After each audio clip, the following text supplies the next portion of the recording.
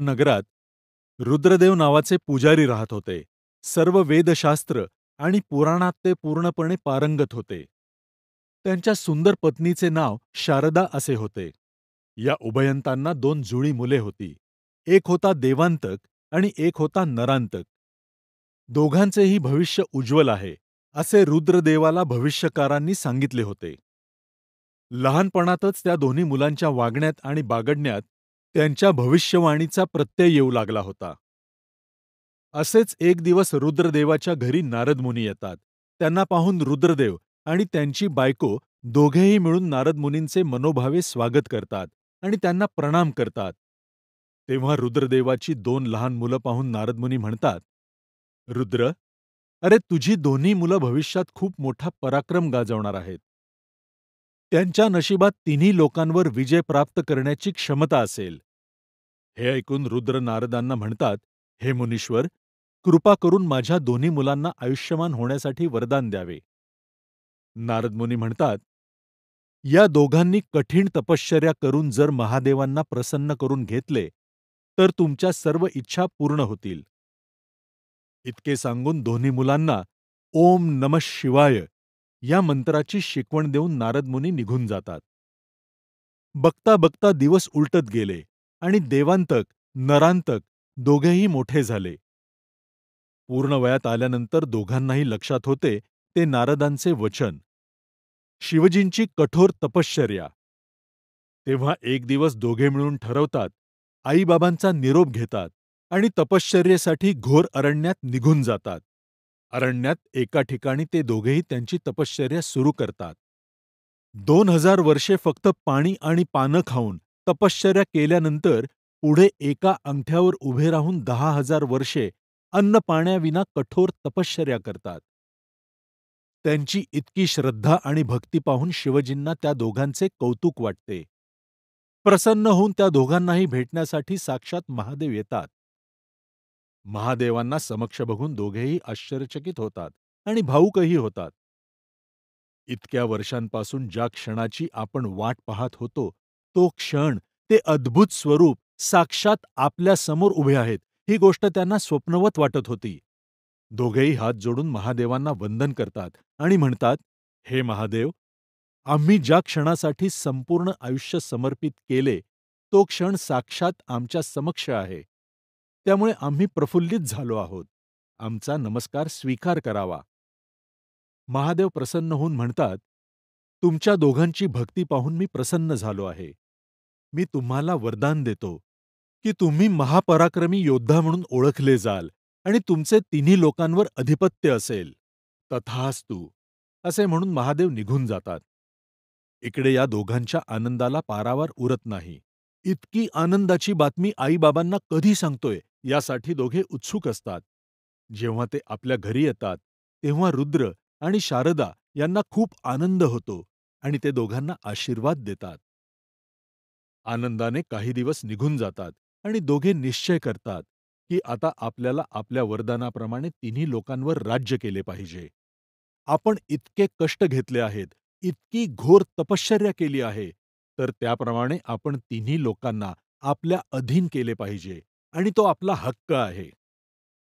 तेव्हा देवांतक म्हणतो, की "मी पाताळलोक आणि मृत्यूलोक माझ्या अधीन करतो आणि तू, नरांतक, स्वर्गात जाऊन सर्व देवतांना आपल्या अधीन कर."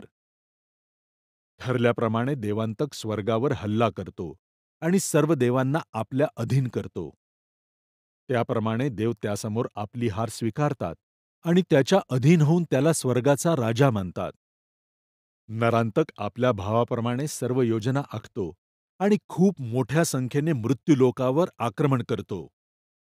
सगळीकडे हाहाकार माजतो. सर्वजण भयभीत होतात आणि नरांतकाला शरण येतात. त्याप्रमाणे मृत्यूलोकांवर नरांतकाचा विजय होऊन तो राजा होतो.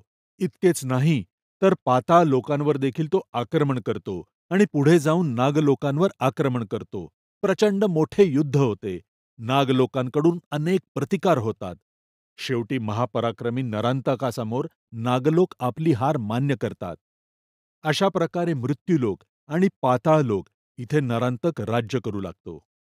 ब्रह्मदेवाचे मानसपुत्र ऋषी कश्यप त्यांची पत्नी होती अदिती.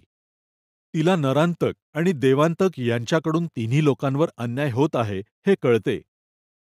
हे संकट कसं या चिंतेत ती नेहमी असे.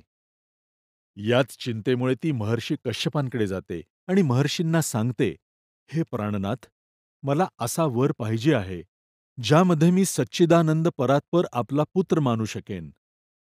आदितीचं म्हणणं ऐकून घेतल्यानंतर महर्षी तिला विनायकाचे ध्यान करायला सांगतात आणि म्हणतात, "तू जेव्हा एकाग्रतेने आणि एकचित्त ठेवून जेव्हा तू विनायकाची उपासना करशील, तेव्हा तुझ्या सर्व इच्छा पूर्ण होतील." त्याप्रमाणे घोर तपश्चर्या करून देवी अदिती श्री विनायकाला प्रसन्न करून घेते. तेव्हा गजानन अदितीला विचारतात, "बोल, तुला काय वरदान देऊ मी?"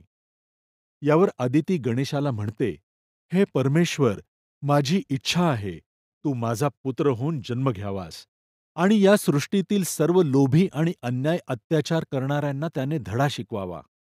तेव्हा गणेश तथास्तु म्हणतात आणि निघून जातात. इकडे देवांतक आणि नरांतक यांच्याकडून मात्र त्रिलोकांमध्ये मोठ्या प्रमाणात अन्याय आणि अत्याचार माजलेला असतो. सगळीकडे दहशतीचे वातावरण असते. सर्वजण चिंतेत असतात. सर्वांचे जीवन कवडीमोल झालेले असते आणि या त्रासातून साक्षात देवसुद्धा वाचलेले नसतात. असेच काही दिवस निघून जातात आणि एक गोड बातमी येते अदितीच्या बाळाची. अदितीला एक खूप सुंदर आणि संपूर्ण तेजस्वी पुत्रप्राप्ती होते. जेव्हा त्या बाळाकडे अदिती एकसारखे बघत असते, तेव्हा ते बाळ हे सामान्य बाळ नसून साक्षात विनायक आहेत, ज्यांचे वरदान होते म्हणून ते स्वतः माझ्या पोटी जन्म घेतात, हे अदितीच्या लक्षात येते. त्या बाळाचे नाव असते महोत्कट. महोत्कट म्हणजे साक्षात गजाननाचा अवतार. ही गोष्ट संपूर्ण त्रिलोकांमध्ये पसरली आणि सर्व असुर भयभीत होतात. पण त्रिलोकांमध्ये मात्र आशेचा किरण येतो, या अन्यायापासून वाचण्यासाठी आणि अंधारावर प्रकाशाचा विजय होण्यासाठी. विनायक देव स्वतः आले आहेत. या चेतनेने सगळीकडे सकारात्मक ऊर्जा पसरते. नरांतक महापराक्रमी तर होताच, पण कूटनीतीमध्ये प्रचंड कुशल होतात. तो आपले 2 हेर काशीमध्ये पाठवतो आणि विनायक देवावर नजर ठेवतो.